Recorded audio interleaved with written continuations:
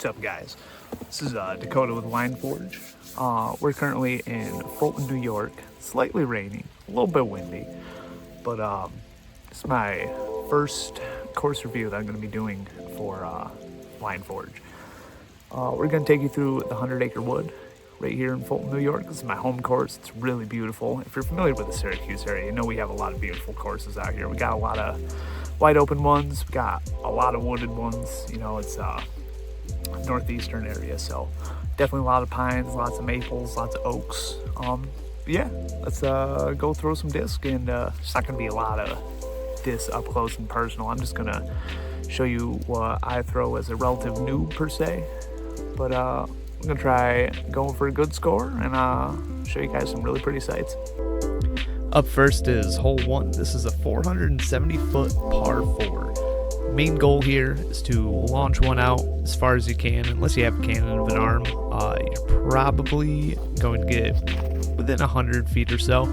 I think I managed to push this about 360. It only left me about 100-foot upshot.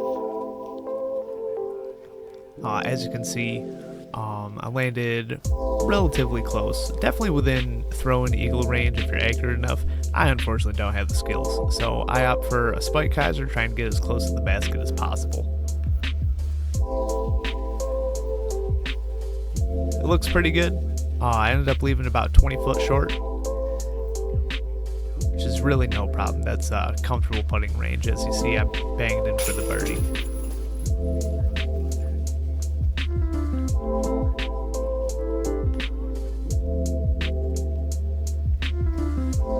Hole 2, no problem. It's a 197-foot par 3.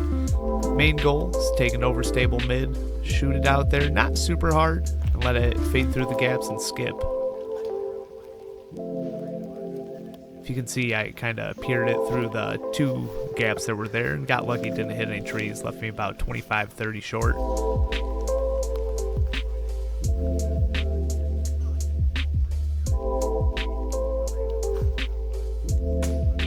Left it a little high. No love for player 2. Player 3 has not a chance.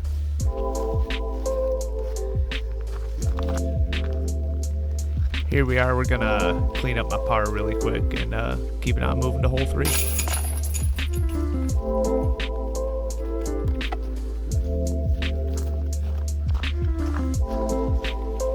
Hole 3 is a kind of a beast in itself. It's a dogleg left after this little alleyway that you see.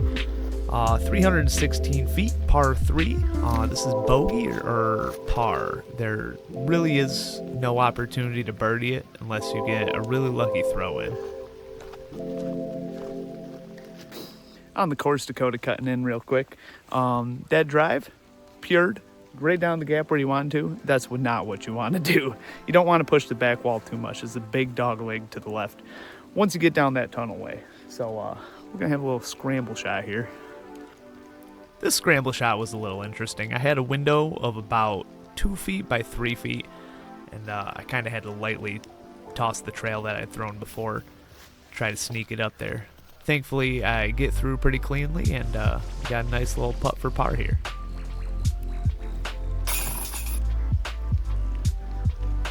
This one is the ace hole, par 3, 248 feet.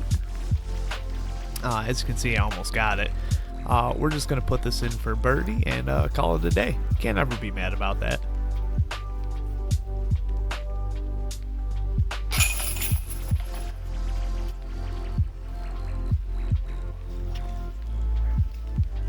Hole number 5. This one gets me every single time. It's a 303-foot par 3. As you can see, I kind of let go early or didn't have myself lined up quite properly. You realistically want to be about 10 feet to the right on that one. Thankfully, I got down there a ways. I missed my birdie putt to try to nail that in. I didn't film that one, but just kind of tapped in. It's 5 feet away. This is a nice little forehand hole. I didn't push it as much as I wanted to, and it got tree directed. Put me about halfway through the fairway, as you can see. Just here in a minute, we had used the PD once again. try to stuff it up there. Got a really unlucky roll away on this one. I was feeling it though, and the putt was on. So we call it a par and move on to hole 6.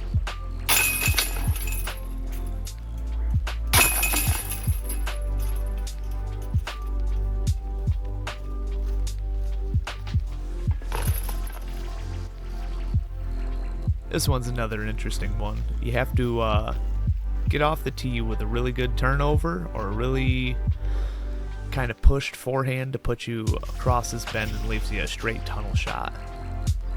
As you can see, the PD seems to love them little piles of leaves up in the trees and keeps getting swatted down on me. Ideally, you want to be up a little bit further so you have more pier gap, but kind of poke and hoped with an Onyx on an Anheuser release. Hope for the best. Thankfully, I made it through pretty clean, and I think it left me about 30 to 35 feet away from the basket. I think that might be fucking close.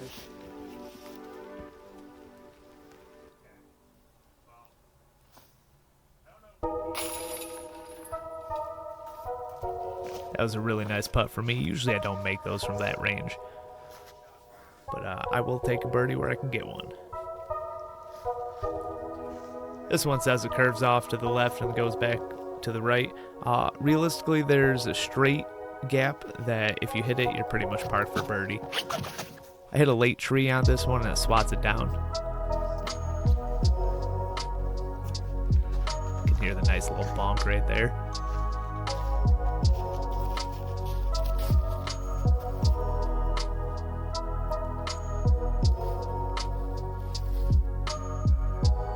Right height, right power, wrong aim. Bang that in for a par and move on to the dreaded hole 9. This one gets a lot of people. You want to push it out straight as possible if you have a good forehand.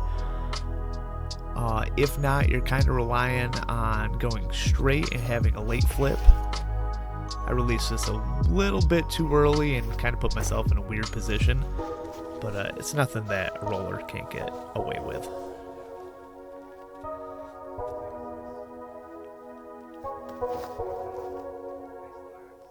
Have fun roller put me about halfway up the fairway from the tunnel to the actual basket.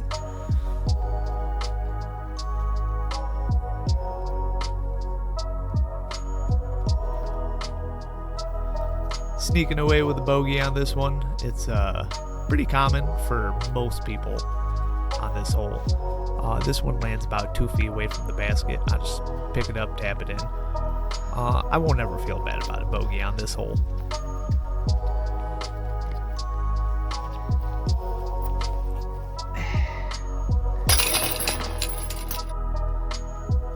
Hole 10. This is another nice tunnel shot. It really pays to be accurate here. If you don't think you can get up to the Mando, not a problem. As long as you stay in the fairway, you should be in the clear. My trail stables up a little bit. I caught a little bit of a tailwind at the end of that flight, but put me behind a log, and now we just kind of got to make it through this archway. We treat that kind of as a triple Mando. You don't want to go to either side or above it. I hit a really unlucky hanging vine on that one. I pushed it not in the ideal spot. About 25 feet away from here.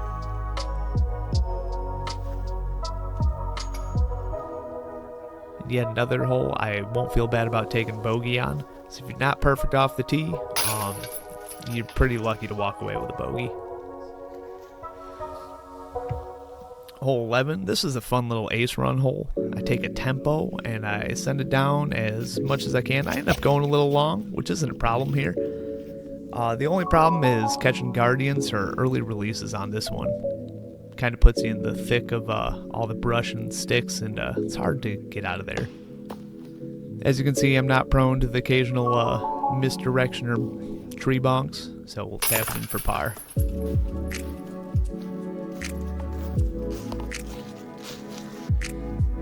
Hole 12 is another nice scenic hole on the 100 Acre Woods course. You want to hit this gap to the right on a backhand with a slight anhyzer. Got a nice clean release off that. I thought it was going straight down to the basket. As you can see, it hit that tree, kind of pushed it down. And to get a really sneaky birdie on this one, I kind of tossed it up, trying to get around this pine right in front of me. And she makes chains.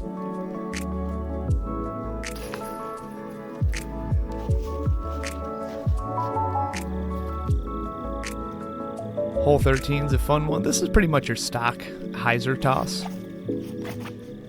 This one ended up being particularly good. The leaves were just wet enough that it was a skip city straight to the basket. When I get up there, it's pretty much leaning on the bottom of the basket. Just a little drop-in birdie.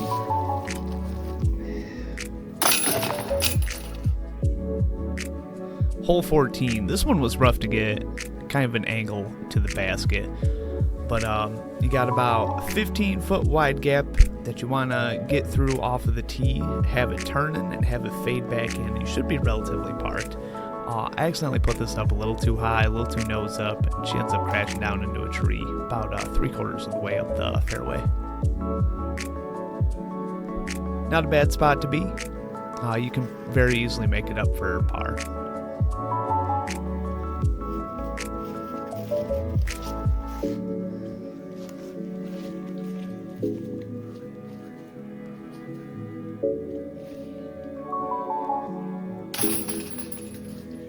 Kind of had to straddle out behind that big tree you see on the left side of the screen. Hole 15 was pretty fun. You kind of just gotta huck a forehand through the left side, and hopefully it doesn't turn on you or you don't put any anhyzer. But it'll put you and filter you right down by the basket, as long as you got a clean release. That was just a tap-in par. Didn't feel the need to really film that one. I was feeling pretty tired at this point.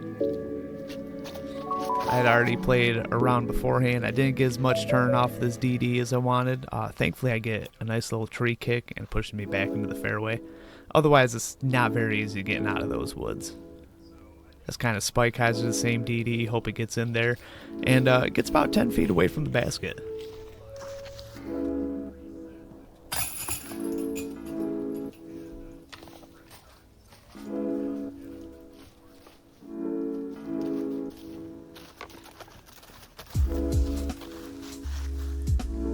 Hole 17 really surprised me. Usually I don't do very good. Usually I hit either the left side or the right side. The tall shots really seem to get me, but this one I flip up perfectly and kind of ride it, and it fades perfectly towards the basket and misses those big trees. Kind of in the summer, those will be in full bloom and it's hard to hit that kind of line.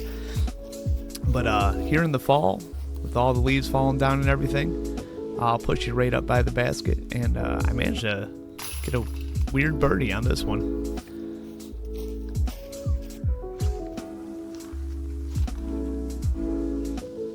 Hole 18 is another fun one. It's 357 feet. It's a tunnel shot coming out of the woods a lot like 9. But we flip up the DD, kind of goalpost it through these 2 trees that you'll see out here. From here, it's just a little approach shot, a little half bid trying to get it in, but if not, it's a really easy par to get.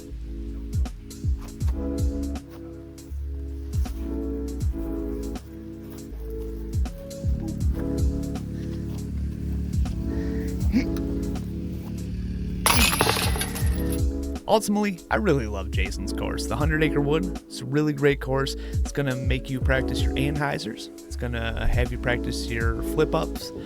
You really got to be precise with your hyzers. And it's really good practice if you go into the shit for scramble shots. It's a heavily wooded course, as you can see. There's a few holes out in the open, but it's really great. It's really going to improve your skills. A lot of people seem to think that it's unfair. I don't think so. It punishes you for having bad shots, and if you have bad shots, you know what you're going to have to practice. And he's got a big field there for you to practice those shots in, either before the round, after the round, during the round. But other than that, he does have a pro shop on site. He carries every brand, every manufacturer, Innova, Discraft, Discmania, MVP, lots of MVP.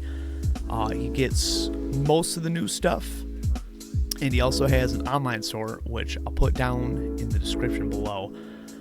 But yeah, this was the first episode of LineForge. Let me guys know what you think. If you want me to mix up my editing styles, kind of not make it so chopped up and shot to shot. If you'd rather have a full course walk around, walk through, kind of time lapsed.